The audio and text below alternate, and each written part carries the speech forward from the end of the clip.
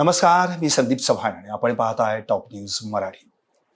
भारत पाकिस्तान या दोन्ही देशांदरम्यान शस्त्रसंधी झाली, पण अवघ्या 3 तासांमध्ये त्यानंतर पाकिस्ताननं या शस्त्रसंधीचं उल्लंघन करण्याचा प्रयत्न केला. पण त्यानंतर अवघ्या अर्ध्या तासांमध्ये पाकिस्तानचे पंतप्रधान शेहबाज शरीफ यांनी अमेरिकेचे राष्ट्राध्यक्ष डोनाल्ड ट्रम्प यांचे आभार देखील मानले. त्यामुळे या शस्त्रसंधीचं नेमकं गणित हे अमेरिकेतून फिरलंय का? भारत पाकिस्तान यांच्यात शस्त्रसंधी होण्यासाठी अमेरिकेची मध्यस्थी महत्वाची ठरली का? या सगळ्याच प्रश्नांची उत्तरं आणि शिवाय राज्यातलं राजकारण, या सगळ्या विषयांबाबतची आपली भूमिका जाणून घेण्यासाठी आज आपल्या सोबत आहेत महाराष्ट्राचे माजी मुख्यमंत्री, काँग्रेसचे ज्येष्ठ नेते अर्थातच पृथ्वीराज चव्हाण. बाबा, टॉप न्यूज मराठीमध्ये आपलं हार्दिक स्वागत. नमस्कार. खरं तर तुम्ही नेहमी असं म्हणत असता की भावनेच्या आधारावर युद्ध लढलं जात नाही, तर ते शस्त्रास्त्र आणि दारुगोळ्यांच्या साह्यानं लढलं जातं. पण काही दिवसांपूर्वीच आपण ऑपरेशन सिंदूर या नावालाच थेट आक्षेप घेतला आणि तुम्ही असं म्हणालात की भावनेच्या आधारे नाव ठेवलं आणि मग मात्र केवळ मतपेढीचा सगळा दृष्टिकोन डोळ्यासमोर ठेवून विधवांच्या भावनांचा आधार घेण्याचा प्रयत्न या नावातून कुठेतरी केला गेलाय असं म्हटलं होतं. असं मी बिलकुल म्हटलं नाही. तुम्ही माझ्या तोंडात शब्द टाकू नका. माझं ऑपरेशन सिंदूर नावाला काही ऑब्जेक्शन नाही आणि त्याने पुढचं तुम्ही जे विश्लेषण केलं ते कुठंच मी काही तसं बोललेलो नाही. आणि एवढाच प्रश्न होता की मिलिटरी ऑपरेशनचं नाव देण्याची आतापर्यंतची परंपरा आहे, त्यामध्ये कुठंतरी देशामध्ये काही वेगळी भावना जाईल अशा प्रकारे आपण काही करत नाही. आणि त्यामुळे नाव दिलं तर त्याला माझी काहीच हरकत नाही. पण शेवटी युद्ध हे युद्धभूमीवर जिंकलं जातं आणि त्याचं आता विश्लेषण चालू आहे की कोणाचं काय नुकसान झालं. आणि त्यामुळं एक साधं स्टेटमेंट केलं होतं की भावनात्मक करायचा प्रयत्न करू नका, आपण याला ताकदीनं लढलं पाहिजे. आणि आपलं सैन्य ताकदीनं लढलं. काही शहीद झाले जवान आणि त्यांना श्रद्धांजली देतो. परंतु आज एक नवी परिस्थिती आपल्यासमोर उभी राहिलेली आहे. ती म्हणजे एक अचानक शस्त्रसंधीची घोषणा झाली, युद्ध थांबलं, ही चांगली गोष्ट आहे. पण त्याचं आता विश्लेषण करणं फार सोपं नाही आहे. कारण जर प्रामाणिक विश्लेषण करायला गेलं तर मग कुठेतरी विसंगती आहे का, सरकारच्या विरुद्ध टीका करतायत का, असा आरोप होईल. आम्ही पहिल्या दिवशी जेव्हा पहलगावचा प्रकार घडला त्या दिवशी सर्व विरोधी पक्षांनी एक सुरात सरकारला संपूर्ण पाठिंबा देऊन आम्ही सगळा देश सरकारच्या मागं उभा आहे आणि जो काही निर्णय सरकार देईल त्यामध्ये आम्ही समाविष्ट असं तर एक वेळेला नाही अनेक वेळेला सांगितलेलं आहे. आणि ती भूमिका काही आमची बदललेली नाही. कारण आंतरराष्ट्रीय धोरणाच्या बाबतीमध्ये सर्वसाधारणपणे देशाचं एकमत असलं पाहिजे. कारण आपण परराष्ट्राची बोलतोय आणि आपल्या देशामध्ये दुफळे याचं चित्र जाऊ नये असा प्रत्येकाचा प्रयत्न असतो. तो झाला. पण आता युद्धजन्य परिस्थिती दिसत होती. आणखी ही परिस्थिती चिघळेल का, ही सर्वांना चिंता होती. आणि अशाच परिस्थितीमध्ये बघ काउंटर क्लेम्स होत होते. त्यामध्ये प्रचाराचा भाग होताच होता. विशेषतः काही भारतीय न्यूज चॅनलनी न्यूजचा जो विपर्यास केला आणि एखादी क्रिकेट मॅच चालल्याप्रमाणे जे कॉमेंट्री केली किंवा माहिती दिली ती सगळी चुकीची माहिती दिली. ते दुर्दैवी आहे. त्यामुळं भारताची प्रतिष्ठा, भारताची क्रेडिबिलिटी नष्ट होते. कारण शेवटी या चॅनलला चालू द्यायची जबाबदारी ही मोदी सरकारची आहे. तर पहिल्यांदा माझी मागणी अशी असेल की ज्या न्यूज चॅनल्सनी, त्या सरकारच्या जवळच्या न्यूज चॅनल्स आहेत, त्यांना सरकारची बाजू घेण्याचा अधिकार आहे, मला त्यात काही म्हणणं नाही. पण तुम्ही युद्धाबद्दलच्या चुकीच्या बातम्या देऊन जनतेच्या अपेक्षा उंचावल्या आणि जेव्हा ते घडलं नाही तेव्हा निराशा झाली. तर या चॅनलनी जे काही केलं असेल त्यांच्यावर बंदी आणली पाहिजे असं माझं म्हणणं आहे. किमान काही दिवस बंद करून त्यांना शिक्षा दिली पाहिजे. एक गोष्ट केली सरकारने की तुम्ही चॅनलवर सायरन वाजवून ॲडवायझरी काढली होती, निर्णय घेतला. पण तरी पण ज्यांनी अगदी खोट्या बातम्या चालवल्या, अगदी इस्लामाबाद पर्यंत अटक झाली किंवा त्याला कराची पोट उडवलं, हे जे केलेल्या बातमी सगळे सरकारकडे माहिती आहे, सगळं फुटेज आहे. त्यावर तुम्ही काय करणार, आमचा पहिला सवाल आहे. त्यामुळे भारताची अप्रतिष्ठा होते. जी देशाची क्रेडिबिलिटी असते ती क्रेडिबिलिटी नष्ट होते. ती झालेली आता या प्रकारामुळे. दुसरं, सरकारी ब्रीफिंगमध्ये थोडीशी विसंगती दिसली की काय वेळेला परराष्ट्र खातं, काय वेळेला संरक्षण खातं. आणि दुसरं की मी आतापर्यंत परराष्ट्र खात्याकडून जी माहिती दिली जाते ती परराष्ट्र खात्याचा अधिकृत प्रवक्ता माहिती देतो. परराष्ट्र खात्याचा सचिव हे फार मोठं पद आहे. ते पद कधी तसं वापरलं गेलं नाही. किंवा मग जायचं असेल तर मग ज्याप्रमाणे राष्ट्रपती ट्रम्प दिवसातून 4 वेळेला प्रेस कॉन्फरन्स घेतात तशी मोदींनी मग स्वतः एखादी प्रेस कॉन्फरन्स घेऊन अशी मोठी घोषणा करायला पाहिजे होती, किंवा किमान परराष्ट्र मंत्र्यांनी करायला पाहिजे होती. तर ती न करता ही परराष्ट्र सचिवांनी केली, जी पूर्वी माझ्या ऐकिवात नाही आहे की कधी परराष्ट्र सचिव हे काम करतात. आणि लगेच त्या थोड्या वेळानंतर मग मिलिटरीची दुसरी प्रेस कॉन्फरन्स झाली. म्हणजे काही विसंगती आहे का, काही मतभेद आहेत का, हा सल्ला गेला. तर आमची यामध्ये मागणी अशी आहे की पुढे चर्चा करण्याच्या ऐवजी ही चर्चा करणं अडचणीचं ठरेल. कारण जर प्रामाणिक मत व्यक्त करायचं झालं तर मग तुम्ही कुठेतरी विरोध करताय सरकारचा, असं त्यामध्ये चित्र उमटेल. म्हणून आज अखिल भारतीय काँग्रेस कमिटीची मागणी केलेली आहे की ताबडतोब सर्वपक्षीय संसदेमधल्या सर्व नेत्यांची सर्वपक्षीय बैठक घ्यावी. पंतप्रधानांनी स्वतः त्या बैठकीला आलं पाहिजे. मागच्या 2 बैठकीला ते आले नाहीत. आणि त्यामध्ये काय भारत सरकारची भूमिका आणि बदललेली भूमिका काय आहे याबद्दल माहिती दिली पाहिजे. त्याच्या आधी आम्ही जर काही बोललो तर पुन्हा मग ट्रोल आर्मीचा आरोप होईल की असं झालं तसं झालं. कारण बदल झालेला आहे. यामध्ये अजिबात कोणाचं दुमत असायचं काही कारण नाही. जे आत्तापर्यंत 1971 पासून जी भारताची भूमिका होती त्यामध्ये बदल झालेला आहे. तो का केला बदल, त्यातून काय आपल्याला लाभ मिळणार आहे, हे कुणीतरी प्रवक्त्यानं किंवा एखाद्या आर्मी कर्नलला सांगून चालणार नाही.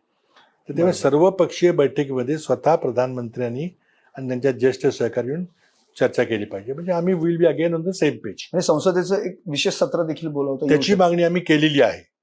पण ते बोलवतील असं मला वाटत नाही, कारण मोदी मुळातच साधी प्रेस कॉन्फरन्स कधी घेत नाहीत.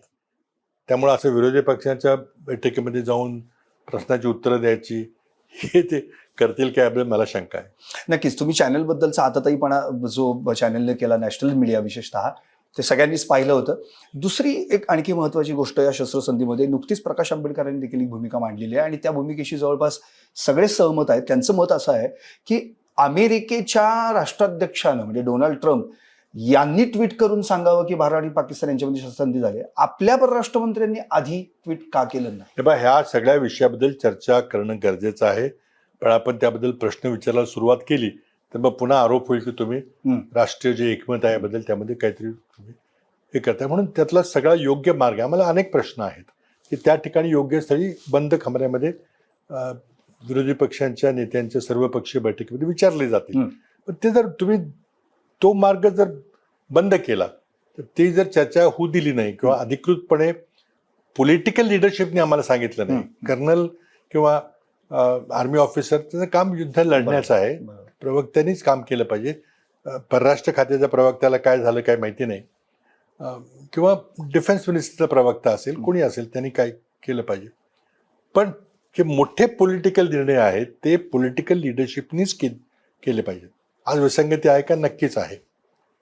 कुठेतरी अमेरिकेचे दबाव तंत्राला आपण बळी पडलो का, असे स्वाभाविक प्रश्न आमच्याकडे त्याची उत्तरं मिळाली पाहिजेत. खरं म्हणजे चीन, तुर्कस्तान असेल किंवा अझरबैजान असेल यांच्याकडून शस्त्रास्त्र खरेदी करून पाकिस्ताननं तीच शस्त्रास्त्र आपल्या विरोधात वापरली आणि आता खरं म्हणजे मध्यस्थींमध्ये याच देशांचा कुठे ना कुठेतरी समावेश दिसतो. पाकिस्तान एक सार्वभौम राष्ट्र आहे.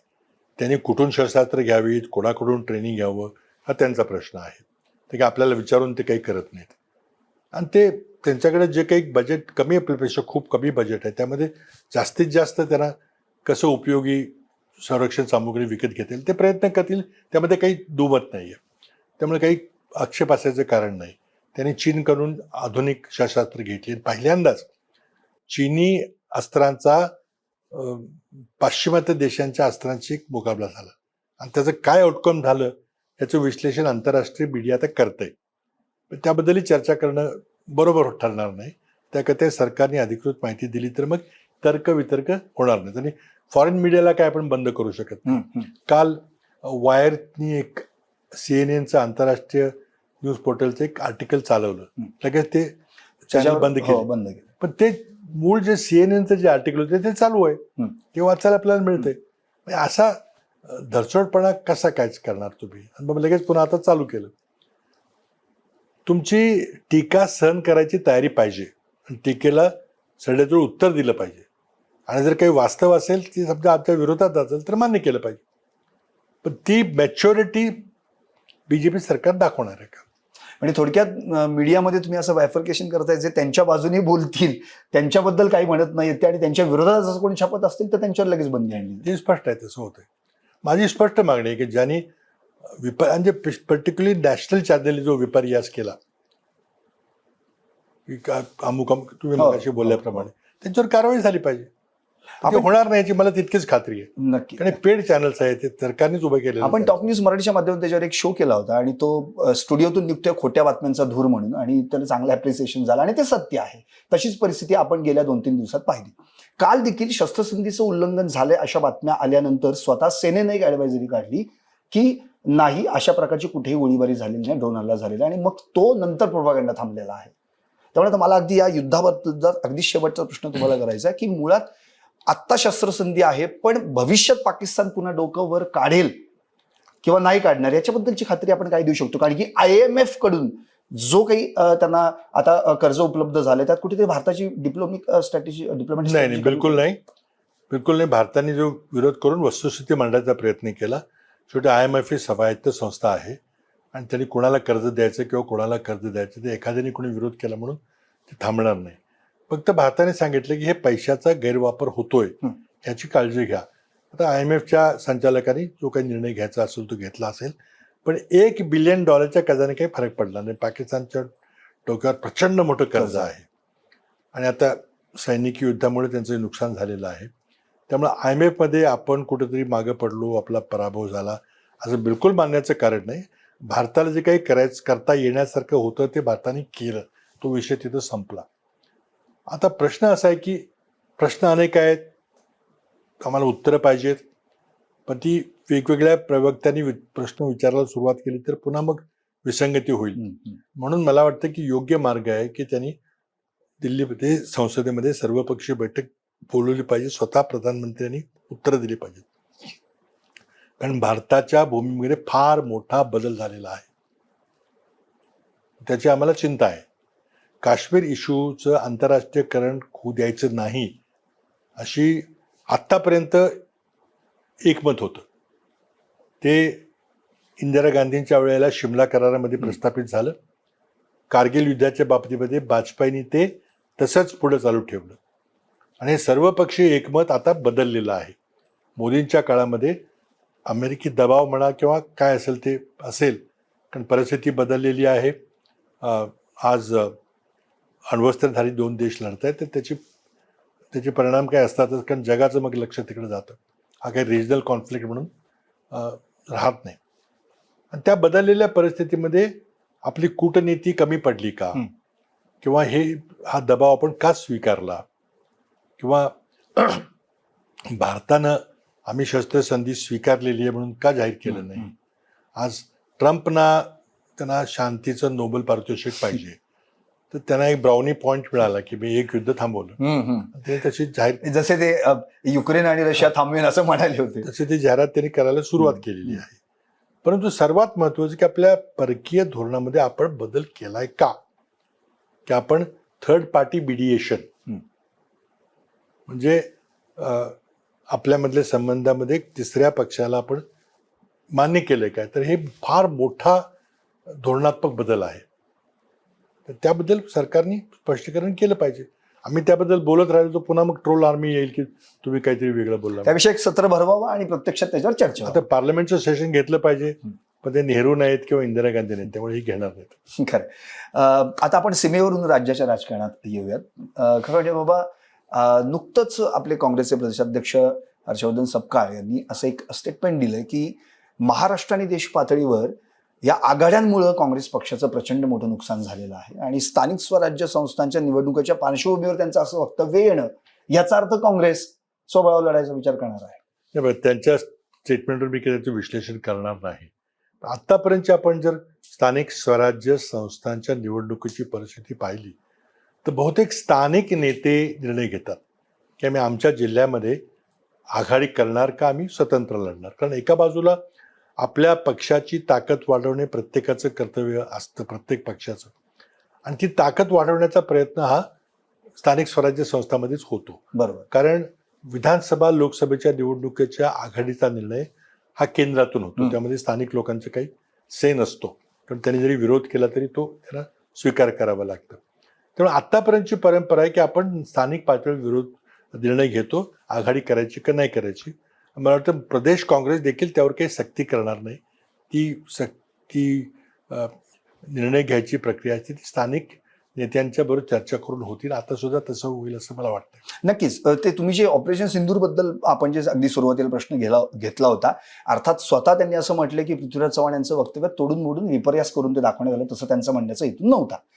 पण त्यांनी जे हे वाक्य म्हटलेलं आहे की काँग्रेसचं राज्य आणि देश पातळीवर आघाड्यांमुळे नुकसान झालंय, हे कितपत म्हणजे हे तुम्हाला मी तुम्हाला म्हटलं की त्यावर मी विश्लेषित करणार नाही. ते त्यांचं मत आहे किंवा प्रांताध्यक्ष म्हणून ते धोरण केलेलं आहे. आता आघाडी करून निवडणूक लढायची की नाही तो आम्ही पक्ष पातळीवर बसून चर्चा करू. आणि लोकसभेमध्ये काँग्रेसनं खूप चांगली पद्धतीने आपली ताकद दाखवली होती. अचानक विधानसभेमध्ये एवढा मोठा सेटबॅक बसला. आता हा मोठा विषय आहे, तो चर्चेचा विषय आहे. त्यानं विश्लेषण अजूनही चालू आहे. आमच्या नेतृत्वाकडून त्याबद्दल काही टिप्पणी केलेली आहे. आम्ही सर्वांनी निवडणूक याचिका दाखल केलेल्या आहेत. एकदम अचानक इतकी मतं कशी वाढली, त्या दोघांना त्या मतदारांनी दोन्ही ठिकाणी मतदान केलं का, त्यामुळेच मतांची म्हणजे एकूण टाकलेल्या मतांची संख्या वाढलेली आहे. मग निवडणूक यंत्रणेमध्ये काही झालंय का, ईव्हीएमचा त्यामध्ये आम्ही आता आमच्याकडे पुरावा गोळा करतोय पण मिळालेला नाही. त्यामुळे आमची एकच मागणी आहे की लोकांचा विश्वास बसेल अशी यंत्रणा असली पाहिजे, ती म्हणजे पेपर बॅलेटला परत गेलं पाहिजे. आता हा एक चर्चेचा विषय आहे. आणि त्यानंतर सत्तेचा आणि पैशाचा जो दुरुपयोग झाला, त्यामुळे याला खरंच लोकशाही म्हणायची का असा प्रश्न आमच्या सर्वांच्या समोर उभा आहे. आता जो काही खर्च भारतीय जनता पक्षाकडून विशेषतः केला गेला आणि त्यांच्या मित्र पक्षाकडून केला गेला, त्यामुळं सामान्य माणसाला आज निवडणूक लढता येईल का.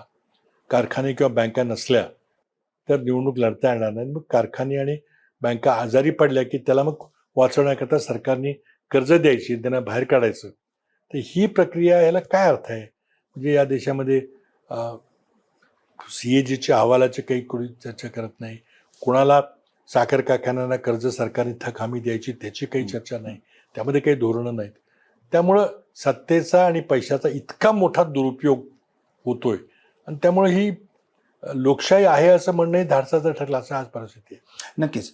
बाबा, मवियाची आत्ताची परिस्थिती म्हणजे आता स्थानिक स्वराज्य संस्थांच्या निवडणुकांच्या पार्श्वभूमीवर आणि अगदी काही दिवसांपूर्वी शरद पवार यांचं स्टेटमेंट आहे की आता दोन्ही गट एकत्र येण्याच्या विचारामध्ये असणं, या संदर्भामध्ये तुम्ही कसं बघता. हे पहा, राष्ट्रवादी काँग्रेसच्या दोन्ही गटांनी आपसात काय निर्णय घ्यावा त्याचा अधिकार आहे आणि त्यामुळे मला वाटतं टिप्पणी करणं काही उचित ठरणार नाही. पण आम्हाला निश्चित आश्चर्य वाटलं आणि त्यामुळं एक मोठ्या बदलाचे संकेत तिथून आलेले आहेत. आता पुढं काय घडते पाहूया. आता ते स्पष्ट संकेत दिलेले आहेत की आमचं तरुण नेतृत्व यावर निर्णय घेईल. निर्णय काय होऊ शकतो की सरकारमध्ये सामील व्हायचं, मोदी सरकारचे सदस्य व्हायचं का नाही. त्यामध्ये मग अनेक राष्ट्रवादी काँग्रेसमध्ये नेते आहेत. अजित पवार गटाकडं प्रफुल्ल पटेल इच्छुक आहेत, तटकरे आहेत. शरद पवारांच्या गटातले मग सुप्रियाताई सिनियर आहेत. मग त्यातलं कोण सत्तेत सामील होणार. पण ही जी अनपेक्षित अशी घोषणा होती किंवा वक्तव्य होतं, त्यामुळे आम्हाला सर्वांना आश्चर्य वाटलं. पण शेवटी त्यांचा सर्वस्वी अधिकार आहे की पुढचं राजकारण त्यांनी कोणत्या दिशेनं न्यावं. पण बाबा, हेच शरद पवार गेली 50 वर्ष फुलेशाह आंबेडकर या विषयावर राजकारण आहे. दुसरी गोष्ट, जातीवादी जे पक्ष असतील त्यांना कायम विरोध करणारे आणि अचानक आता सत्तेचा वाटा कुठेतरी मिळावा म्हणून किमान आपल्या तरुण माणसांना तिकडे पाठवून, चला आम्ही नाही येऊ शकत तर किमान तुम्ही तरी जा, हा कुठेतरी एक वेगळा बदल जाणवतो त्यांच्यामध्ये. मी म्हटलं की आश्चर्य म्हणजे थोडीशी धक्कादायक घटना होती, त्यामुळे विश्लेषण करणं योग्य होणार नाही. तो त्यांच्या पक्षाचा निर्णय आहे आणि त्यांनी चांगलं केलं वाईट केलं हे बोलणं योग्य होणार नाही. ज्येष्ठ पण मग मवियाचा एक घटक पूर्णपणे बाजूला पडतो आणि नेमक्या निवडणुका आल्यात ना तोंडावर. नाही बघा, शेवटी मविया आपण निवडणुकीच्या तोंडावर ही आघाडी 2019ला केली होती. ती आघाडी पुढे ठेवून आपण दोन्ही निवडणुका लढलो. आता शेवटी काँग्रेस तर या जातीवादी पक्षांना विरोध करत राहणार, त्यातून सत्तेपासून विरोध बाहेर बसावं लागलं बसणार. आमच्यातले काही लोक या भूमिकेशी फारकत घेऊन सत्तेत गेलेले आहेत. अगदी आता आमचे भोरचे संग्राम थोपटे ते देखील अनेक गेलेले, प्रत्येक जिल्ह्यात चाललेले. आता त्याला विरोधी पक्षामध्ये 5 वर्ष राहून काम करणं ज्यांना शक्य होणार नाही किंवा ज्यांना विचाराचं राजकारणापेक्षा सत्तेचे राजकारण करायचं, ते तसा निर्णय घेऊ शकतील. पण आमची एकच कल्पना आहे की शेवटी बावनकुळेंनी जे स्टेटमेंट दिलं की काँग्रेस मोकळी करा, आणि जेव्हा लोकांनी विचारलं की मग आपल्या जुन्या कार्यकर्त्यांचं काय, ते म्हणजे तुमची काळजी आम्ही घेऊ. याचा अर्थ असा आहे की नव्या कार्यकर्त्यांना घेऊन म्हणजे शेपूट कापलेल्या कुत्र्यासारखी त्यांची अवस्था करायचा त्यांनी उघड घोषणा केलेली आहे. आता ज्याला तरी त्यातून काही चिरीमिरी आपल्याला फायदा मिळेल म्हणून काही लोक जाणार असतील तर त्याला आपण काही थांबवू शकणार. बाबा, तुमचं मध्ये एक मी स्टेटमेंट पाहिलं की तुम्ही अतिशय अचूक विधान केलं होतं की आता राजकीय विचारधारा संपली आहे. राजकीय पक्षातील लोकशाही, जी अंतर्गत लोकशाही असते, तिचं बळकटीकरण जवळपास अगदी डळमळीत झालंय. उदाहरणार्थ जसं तुम्ही मगाशी शरद पवारांबद्दल आपण मागासपासून बोलतोय की मुळातच गेल्या 50 वर्षांमध्ये एकतर लोकशाहीला धरून असणारे किंवा जातीवादीला विरोध करणारे शरद पवार, एकेकाळचं त्यांचं राजकारण, आता त्यांच्या बोलण्यातल्या 3 भूमिका वेगवेगळ्या आहेत. एक, त्यांना विचारलं तुम्ही स्वतः कुठे असणार आहात, तर त्यांनी सांगितलं मी मविया आघाडी मजबूत करण्यासाठी असेल. दुसरी गोष्ट, आमच्याच पक्षामध्ये असे काही माणसं आहेत ज्यांना अजित पवारांच्या गटाबरोबर जायचंय. आणि तिसरी गोष्ट, सुप्रिया सुळेंनी कुठं जायचंय, सत्तेत जायचंय का विरोधात राहायचंय, त्यांचं त्यांनी ठरवायचंय. एक सगळी संदिग्ध भूमिका शरद पवारांचं राजकारण असं. मी सुरुवातीला सांगितलं की त्याबद्दल मी काही बोलणार नाही, ते ज्येष्ठ नेते आहेत. आता तुम्ही विश्लेषण केलं ते सर्वांनीच केलेलं आहे विश्लेषण, आणि त्याचं उत्तर हे आम्ही कोणी देणं काही योग्य होणार नाही, कारण टिप्पणी करणे काही योग्य होणार नाही. सगळ्यांना स्पष्ट वक्तव्य अगदी स्पष्ट होतं, आणि त्यातून जे काही निष्कर्ष काढायचे ते प्रत्येकाने काढलेले, तुम्ही काढलेले. आता निर्णय त्यांनी घ्यायचा आहे. आता 50 वर्ष त्यांनी एक भूमिका घेतली, आता बदल करायला ते तयार आहेत का हे त्यांनी ठरवायचं आहे. पण मविवाच्या बाबतीत सांगायचं असलं किंवा काँग्रेसच्या बाबतीत सांगायचं झालं तर काँग्रेस जातीवादी पक्षांची तडजोड करणार नाही. आमच्याबरोबर जे येतील, उद्धवजींचा पक्ष आहे, आणखी कोणी पक्ष समजा महायुतीमधून फुटून काही, शिवसेना तरी सध्या आपल्यासोबत राहील अशा पद्धतीने असं काहीच त्यांनी निर्णय घ्यायचा, तो आम्ही कोण ठरवणार, पण त्यांनी निर्णय घ्यायचा आहे. पण आता तरी आमच्या चर्चा चालू आहेत. कदाचित थोडंसं काँग्रेस हा एक मोठा पक्ष म्हणून दिल्लीतल्या इंडिया आघाडीमध्ये पुढाकार घेऊन काही बैठका घ्यायला पाहिजे होत्या, चर्चा चालू ठेवल्या, पण ते झालेलं नाही. आणि त्याबद्दल काही लोकांनी नाराजी व्यक्त केली आहे. ते मला वाटतं रास्त नाराजी आहे. पण आपण, कारण काय, ह्या UPA आघाडी असेल किंवा इंडिया आघाडी असेल किंवा महाराष्ट्रातली हे तात्कालीन निवडणुकीनंतर घेतलेले निर्णय आहेत.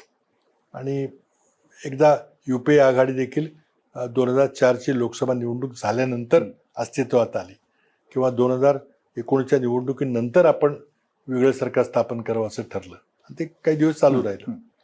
तर निवडणुकीची पार्श्वभूमी असतेच त्याला. आता स्थानिक स्वराज्य संस्थांमध्ये तुम्ही विचारलं तर मविबा म्हणून लढेल का, सांगता येणार नाही, कारण आतापर्यंतची परंपरा तशी नाही आहे. आम्ही नेहमी स्थानिक नेतृत्वाने निर्णय घेतलेले आहेत. त्यामुळे आता महाराष्ट्राच्या राजकारणात पुढं काय घडतंय, कारण आता आपण इतकं राजकारण सत्तेच्या दिशेने नेलेलं आहे आणि विचारापासून फारकत घेतलेली आहे. तर आता सत्ता ज्याच्याकडे असेल किंवा पैसे ज्याच्याकडे असतील त्या दिशेने लोक जातील, काही दिवस पुन्हा परत येतील सत्ता गेली की. अगदी बाबा, अगदी शेवटचे 2 प्रश्न. एक तर माजी मुख्यमंत्री अशोक चव्हाण जे काँग्रेसमध्ये होते, अर्थात भाजपमध्ये गेले, आता त्यांचं एक स्टेटमेंट आले स्थानिक स्वराज्य संस्थेमध्ये आपल्या पुन्हा ते काँग्रेस आणि अशोक चव्हाण असं जुळून येतं, भाजपचा झेंडा सर्वात वरच्या क्रमांकाला असला पाहिजे असं त्यांचं स्टेटमेंट आहे. बघा, प्रत्येक पक्षाचं उद्दिष्ट असतं, ध्येय असतं, प्रयत्न असतात की आपला पक्ष बळकट झाला पाहिजे. जेव्हा आज महाराष्ट्रामध्ये किमान 6 किंवा 6पेक्षा जास्त पक्ष कार्यरत आहेत. 6 पक्षाचे तर आमदार खासदार संसदेमध्ये आणि विधानसभेमध्ये काम करतात, आणि त्यामुळं आपला पक्ष बळकट व्हावा याचा प्रयत्न असतो. तो मग बळकट करताना विरोधी पक्षाची काही माणसं फोडून आपल्याकडे घ्यावी, त्यांना काही आमिष द्यावं, त्यांना काही पद देतो म्हणून सांगावं, किंवा तुम्हाला पुढचं आम्ही बघू तुमचं असं काहीतरी सांगावं, किंवा सहकारी क्षेत्रामध्ये मदत करू असं सांगून आपला पक्ष बळकट करायचा. एक पक्ष बळकट होतो विचारानं, पक्ष बळकट होतो निवडणुकीच्या निकालानं, किंवा पक्ष बळकट होतो विरोधी पक्षांचे पक्ष फोडून आपल्या पक्षात घेऊन. आता यातला कुठला मार्ग स्वीकारायचा, 3ही मार्ग स्वीकारले जात आहेत. कदाचित काँग्रेसनी पूर्वी केला असेल ही शक्यता आहे. पण दुर्दैवाची गोष्ट अशी आहे की आज जर जे बावनकुळे किंवा अमित शहा म्हणतायत की काँग्रेस मुक्त किंवा काँग्रेसला मोकळी करा, याचा अर्थ आहे भाजपच्या लोकांना बहुपक्षीय लोकशाही मान्य नाही आहे. त्याला एक पक्षीय वातावरण निर्माण करायचं आहे आणि त्यामध्ये मग निवडणुकीचं नाटक देखावा करायचा आहे. अगदी चीनमध्ये देखील एक पक्षाची तिथेही निवडणुकीचं नाटक होतं. कम्युनिस्ट पक्ष देखील म्हणतो आम्ही लोकशाहीवादी पक्ष आहे. रशियामध्ये देखील जेव्हा स्टॅलिनचे वगैरे ते सुद्धा म्हणत होते की आमचं लोकशाही सरकार आहे, फक्त एकच पक्ष आहे. तर तसे लोकशाही सरकार आणि एकच पक्ष आहे. एकपक्षीय लोकशाही आणण्याचा प्रयत्न आहे. पण त्या एकपक्षीय लोकशाहीला लोकशाही म्हणायचं का हा जनतेने विचार करायचा. बाबा आता आपण पुण्यात आहोत आणि पुण्यातलं काँग्रेसचं जर गतवैभव पुन्हा एकदा मिळवून द्यायचं असेल तर काँग्रेसची संघटना बांधणी मध्ये स्वतः प्रदेशाध्यक्ष आले, काँग्रेसमध्ये मिटिंग झाल्या, बैठका झाल्या. सतेज पाटलांना यांना देखील आता निरीक्षक म्हणून नेमलेलं आहे.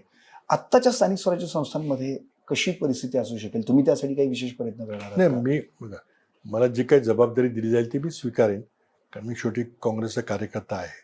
परंतु पक्षाध्यक्ष ठरवतील की काय काय करायचं, कुठं करायचं, कुठल्या जिल्ह्यात कोणी काम करायचं. आम्हाला आमच्या जिल्ह्यातही काम करायचं आहे. तिथे थोडी पडझड झालेली आहे आणि निकाल तर फारच अनपेक्षित लागलेला आहे. तर त्यामुळे जिल्हा परिषदेच्या माध्यमातून काँग्रेसची पुन्हा ताकद प्रस्थापित करायचा मी प्रयत्न करणार आहे. किती येशील मला माहिती नाही. तर पुण्याबद्दल मी काही बोलणार नाही. पुण्याचे लोक इथले स्थानिक कार्यकर्ते एकत्र बसून निर्णय घेतील. काही बोलवलं, कुठं काही जायचं असेल तर निश्चित आम्ही उपलब्ध आहोत. परंतु मला वाटतं की काँग्रेस हा एक राष्ट्रीय पक्ष आहे, कोणी विसरू नये.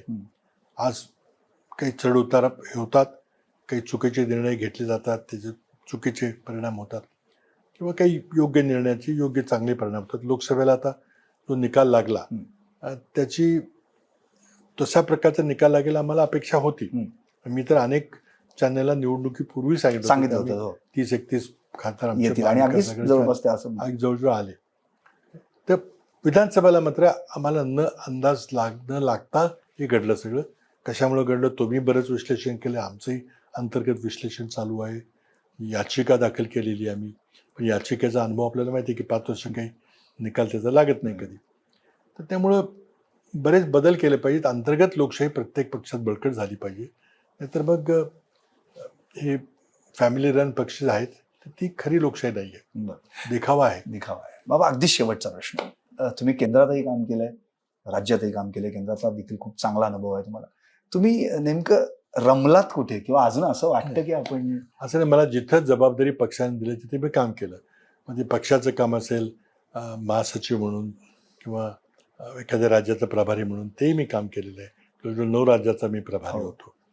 दिल्लीत पंतप्रधान कार्यालयामध्ये काम करताना मला अनेक खाती सांभाळावी लागली. जवळजवळ 9-10 खाती थोड्याफार कामाकरता करत होतो. शेवटी विज्ञान तंत्रज्ञानाचा स्वतंत्र प्रभार माझ्याकडे होता. मी तिथेही काम केलं जवळजवळ 6 वर्ष आणि मला एकदम इथं महाराष्ट्रात त्याचा आदेश झाला. त्याप्रमाणे मी आलो आणि 4 वर्ष महाराष्ट्रातही काम केलं. तर रमण्याचा प्रश्न नाही आहे. पक्षानं तुमची जी क्षमता असेल ती क्षमतेचा वापर करून घेतला पाहिजे. जो अनुभव असेल, पार्श्वभूमी असेल, अभ्यास असेल, तो अशी मला वाटतं ते प्रत्येक वेळेला शक्य होतं असं नाही आहे. कित्येक वेळेला जातीय समीकरणं पुढे येतात, कित्येक वेळेला तात्कालीन काही निर्णय घ्यावे लागतात. त्यामुळे मला वाटतं की कुठं रमलो मी, कुठं जायचं असेल. पण आता एक गोष्ट आहे की राज्याच्या राजकारणामध्ये तरुणांनी पुढे आलं पाहिजे, माझं स्पष्ट मत आहे. तर हे होते पृथ्वीराज बाबा चव्हाण, ज्यांनी अतिशय दिलखुलासपणे आपल्याशी गप्पा मारल्या. सीमेवरचं राजकारण आणि अर्थातच आपल्या राज्यातलं राजकारण याविषयी देखील त्यांनी आपली महत्त्वाची भूमिका मांडली. आणि सगळ्यात शेवटचं वाक्य जे अतिशय महत्त्वाचं, तरुणांनी राजकारणात यायला हवं. कारण की बाबांनी स्वतः त्यांच्या तरुण वयामध्ये जी काही आत्तापर्यंतची आपली भूमिका राजकारणाच्या माध्यमातून देशहितासाठी आणि महाराष्ट्र राज्यासाठी वापरली, तशीच भूमिका येणाऱ्या काँग्रेसमधल्या तरुणांनी इव्हन सगळ्या इतर देखील पक्षातल्या तरुणांनी निभावायला हवी. कारण देश आणि राज्य ह्या दोन्ही गोष्टी चालवायच्या असतील तर ते राजकारण स्वहिताचं न करता देशहिताचं आणि राज्यहिताचं असायला हवं. हीच भूमिका काँग्रेसची राहिली आहे. ते तत्व बाबांनी पाळलंय. पुढे भविष्यात येणाऱ्या तरुणाईनं ते सांभाळायला हवं, एवढीच अपेक्षा व्यक्त करायला हरकत नाही. पात्रा टॉप न्यूज मराठी, आपलं महाराष्ट्र, आपली बातमी. घ्या परदेशात भरारी, तेही सर्वसामान्यांना परवडणारी. 1 रुपया भरा आणि थायलंडमध्ये फिरा. सचिन इंटरनॅशनल घेऊन आले आहेत जगातली सर्वात स्वस्त परदेश टूर. पूर्ण 5 दिवसांचं पॅकेज आता फक्त 32,999 रुपयांमध्ये. पॅकेजमध्ये विमान प्रवास, हॉटेल, ब्रेकफास्ट, ट्रान्सपोर्ट आणि प्रेक्षणीय स्थळे सचिन इंटरनॅशनल, 18 वर्षांपासून पर्यटन क्षेत्रातील एक विश्वसनीय नाव. सचिन इंटरनॅशनल सोबत मनसोक्त फिरा. संपर्क 7767989898.